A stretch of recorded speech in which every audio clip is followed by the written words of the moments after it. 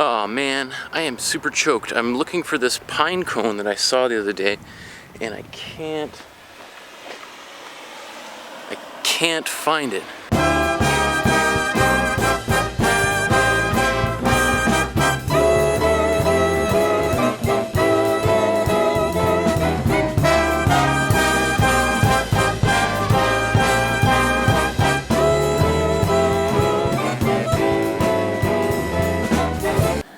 Welcome back to my How to Paint series. This is episode 3.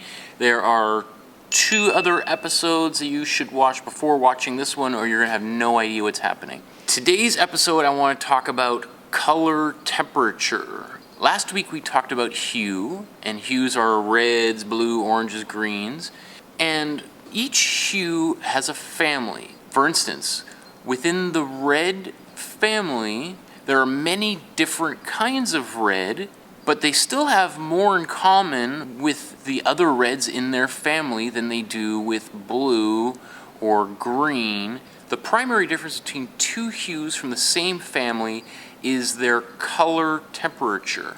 Some colors within a family are warmer than others, and some colors are cooler than others.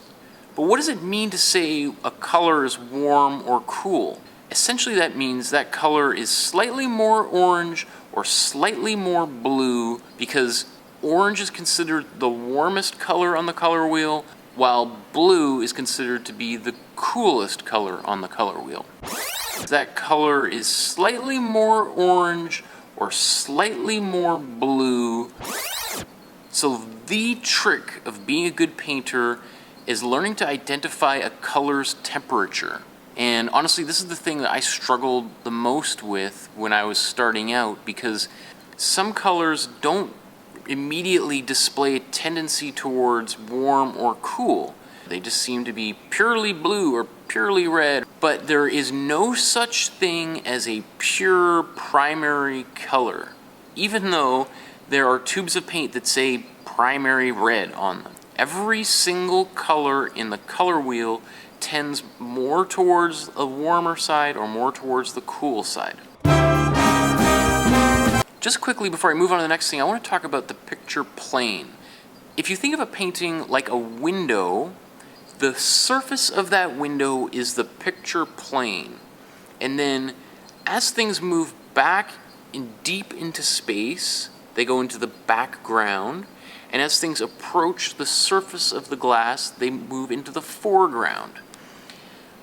The amazing thing about different colors is that they can appear to recede or advance towards the surface of the picture plane, depending on their color temperature. And the primary rule when it comes to color temperature is that warmer colors advance towards the viewer, while cooler colors recede away from you.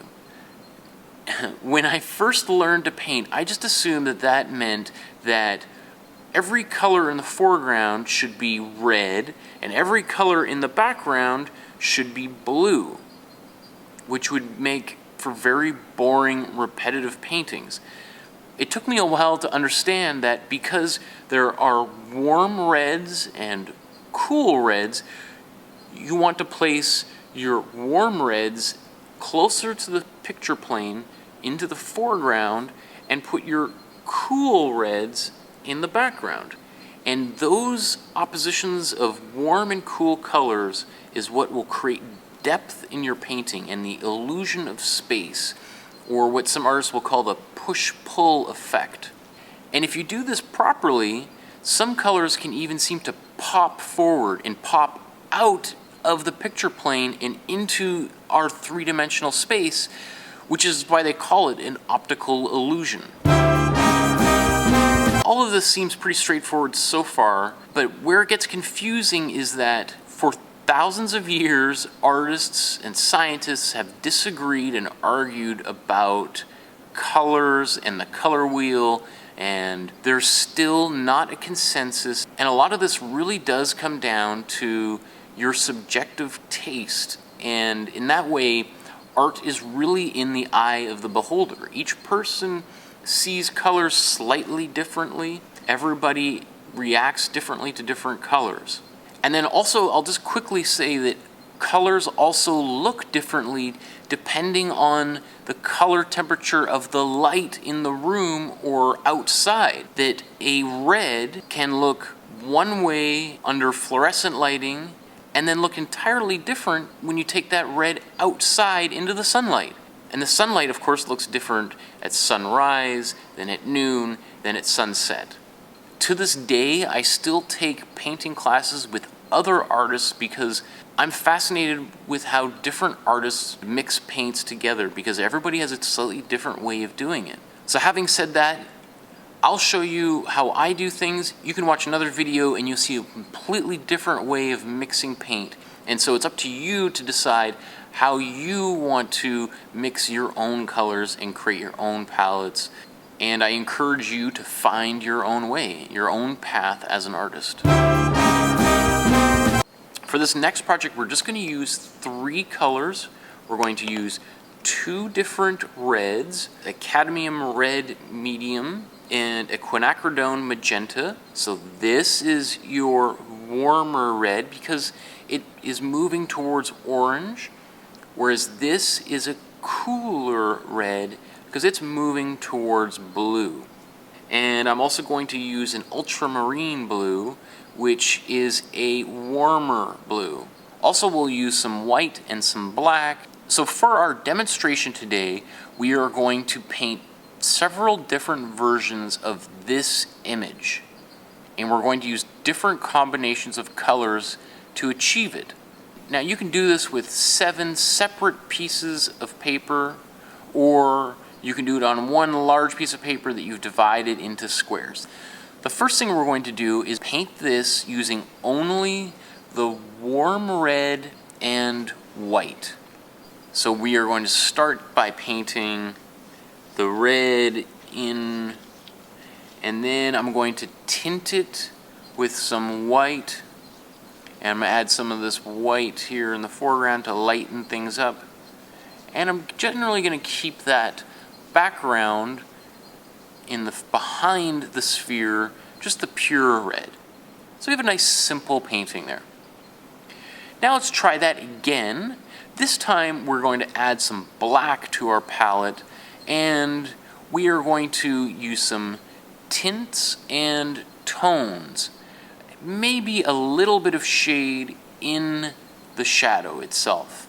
But for the most part, we're going to be using whites and grays mixed in with this very same red. And I'm also going to add now that gray into the bottom of my sphere until I'm satisfied. Now the next thing I'm going to do is to paint with just the red. And I want to show you how we are going to use the white of the paper to act as if it's white paint. So essentially what we're doing is using the red acrylic as if it was red watercolor paint. Now we're going to dilute it with some water, get some water on our brush, and we're going to paint in these areas.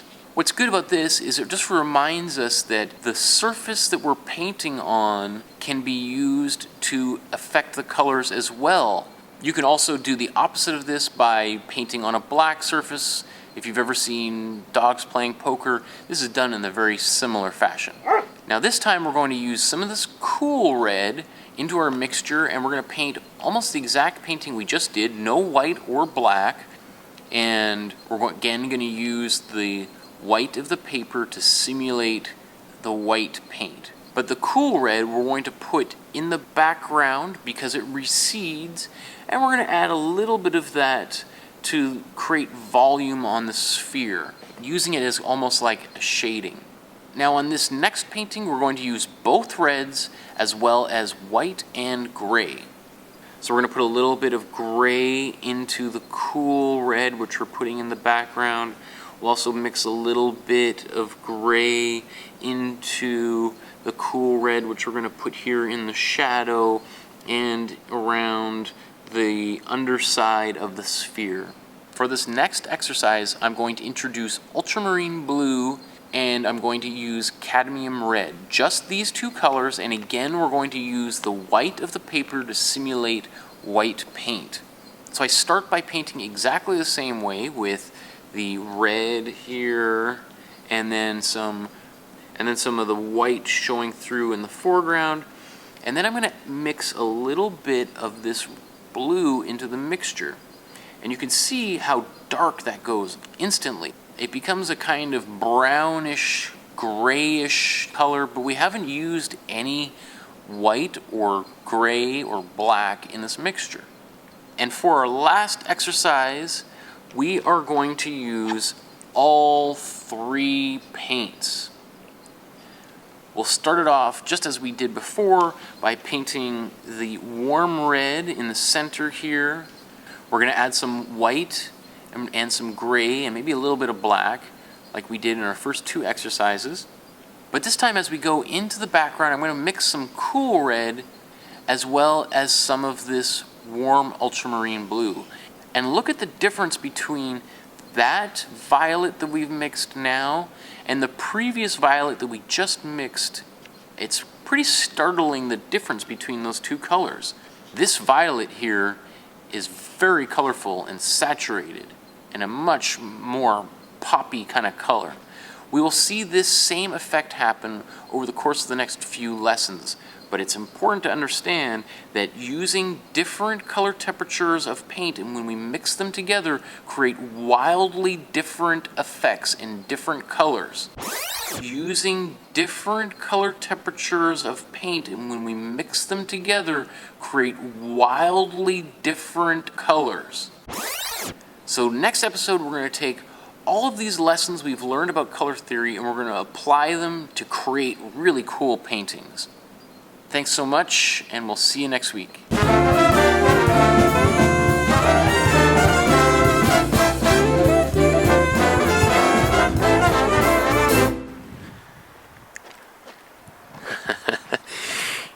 Here it is.